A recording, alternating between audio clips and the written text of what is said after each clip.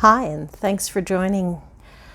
So it's been a little bit since the last time I vlogged, and I have a lot of things to talk about here, but I want to focus on hopefully what's really obvious, and that's me. There's considerably less of me over the last year, and it's been a lot of hard work. It's been an interesting journey. But what I want to talk about is why. Why now? Why did it work? Why does it continue to work? And what that looming goal for myself really means. So let's start with what was my motivation? And it's really nice because I've been getting a lot of great feedback. A lot of people are saying, oh, wow, you look great. You must feel so great. And wow, that must be so much easier for you. Well, yes, obviously there are health benefits whenever you lose over 50 pounds, as I have done, actually over 55 now. And that's an incredibly big number, and it scares me every time I say it. But what I want to focus on here is, yeah, sure, there are health benefits. My blood pressure is a little bit better now. All right, it's a lot better now. My arthritis is nowhere near as painful. I have more endurance. I can walk more easily. I can go up and down stairs without feeling like I'm going to die. Those are all great things. And yeah, that's all part of what this journey has been about. But that's not why I did it. And it's really hard to talk about that deep, deep motivation without making it sound, I don't know, maybe weird. Maybe it's just weird in my head. I don't know. When I was at my top weight, which was over 220 pounds, I had become that large for a multitude of reasons. I mean, we could analyze a whole lot of them. Some had to do with living on the road and just not having access to good, healthy food choices. Sure, yeah, great, I know it. You eat enough chicken fried steak and fries at a truck stop, eventually it's going to catch up with you. And sure, I'll have that piece of French silk pie because it makes me feel good. Yeah, that's not news. But the real reason, the main reason, was that body armor, it just hurt less when I got hit.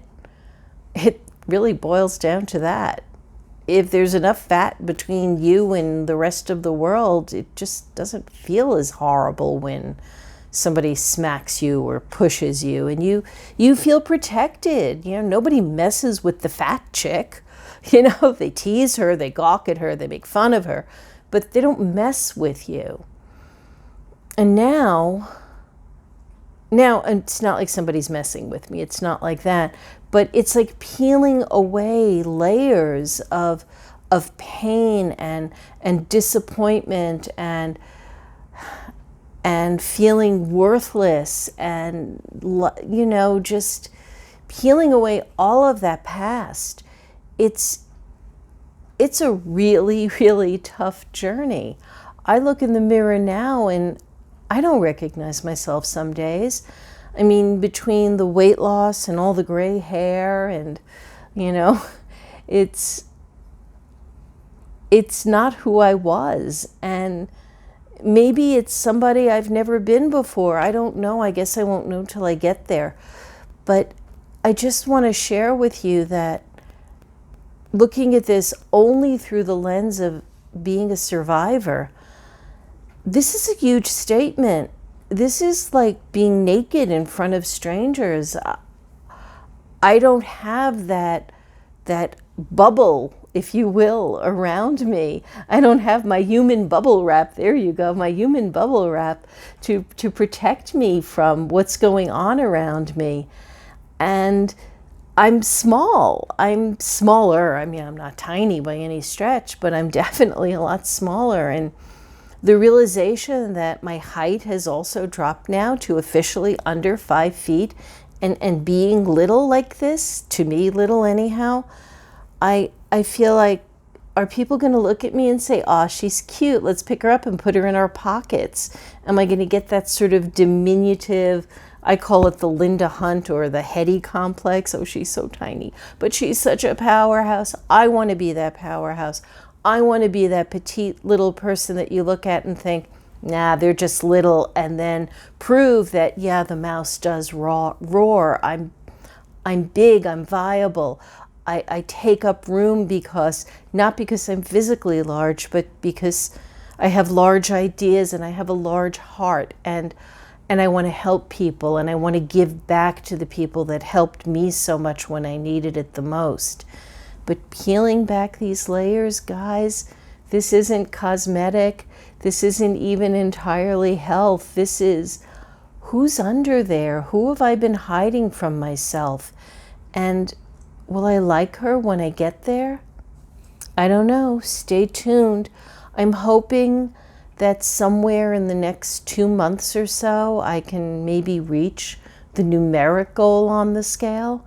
And then who knows, maybe I'll reassess and I'll say, I can go another 10, I can go another 15, or maybe I'll look at myself and go, oh my God, there's nothing left, and I'll gain it all back. I don't know.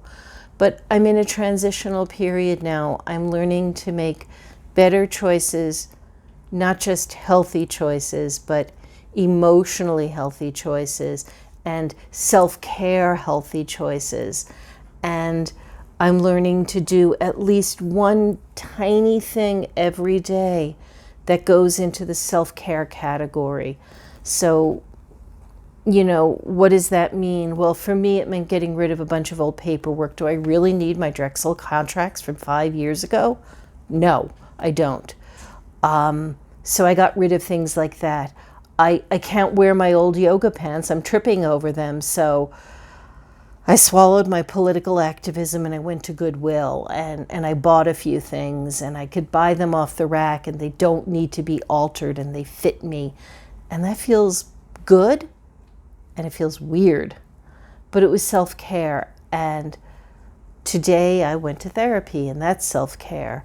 And I took a day off from work because I woke up feeling really sick, and I'm probably going to work from home tomorrow to protect myself and give myself a little bit more of a buffer to get back to being 100%. And now I can feel my throat is about to give out on me again. So I'll end this installment, and thank you again so much for tuning in, for sharing this piece of my journey with me, and for all of the amazing support that you've been giving to the people I know in real life that have been watching, and to those of you that I only know via the vlog. Thank you. Thank you all for just being a part of this and for caring. See you soon.